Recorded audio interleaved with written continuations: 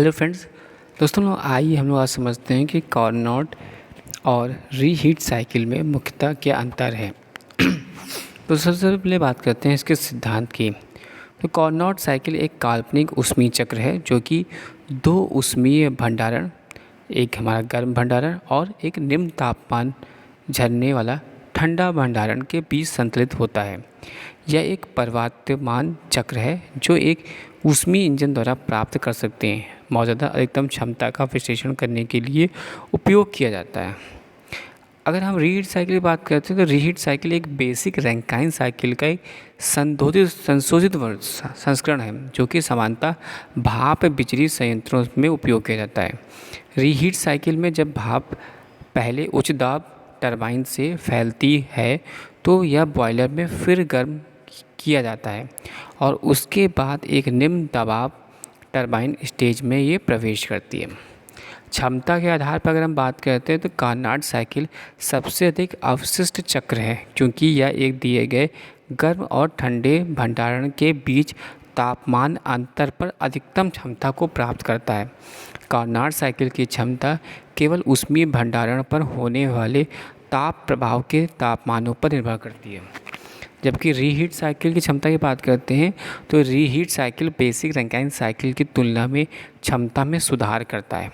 Reheat cycle में भाप की नमी कम होती है और विद्युत उत्पादन की कुल क्षमता का बढ़ाता है। हालांकि रीहीट साइकिल की क्षमता कार्नोट साइकिल द्वारा प्राप्त की जाने वाली अधिकतम क्षमता से कम होती है। बात करते हैं संचालन की, तो कार्नोट साइकिल में 4 परिवर्तनशील प्रक्रियाओं से मिलकर बनता है। समस्त ऊष्मीय तापशीलता, परम विस्तार, समस्त ठंडी तापमान अवशेषण और परम संपीड़न। यह एक काल्पनिक कार्यवाही उद्यम द्वारा संचालित होता है जो कि नई प्रक्रियाओं को एक पूर्णता से परिवर्तनशील ढंग से अनुभव करता है। जबकि हम लोग रीहीट साइकिल की बात करते हैं तो रीहीट साइकिल एक बेसिक रैंकाइन साइकिल का अनुप्रयोग करती है जिसमें ताप प्रवाह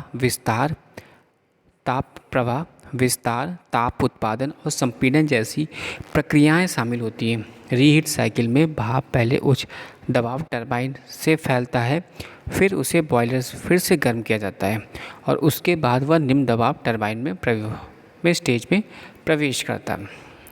अगर हम बात करते हैं इसके अनुप्रयोग की, तो कार्नोट साइकिल एक लचीला चक्र है जो कि वास्तविक ऊष्मीय इंजनों को प्रदर्शन मानक निर्धारित करने के लिए उपयोग किया जाता है।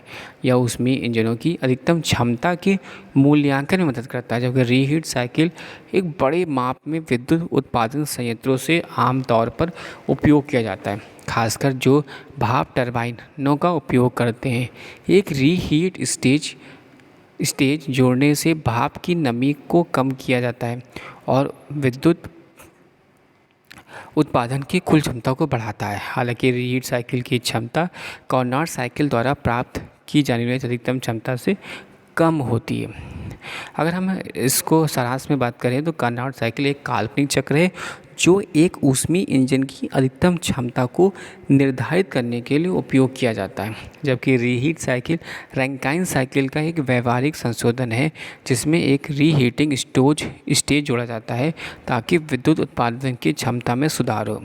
कार्नोट साइकिल अधिकतम क्षमता को प्राप्त करता है लेकिन यह वास्तविक सिस्टमों में सीधे लागू नहीं होता है, जबकि रीहीट साइकिल विद्युत उत्पादन की क्षमता को प्रदर्शन में सुधारने के लिए एक व्यवहारिक समाधान है। Thanks for watching sharing.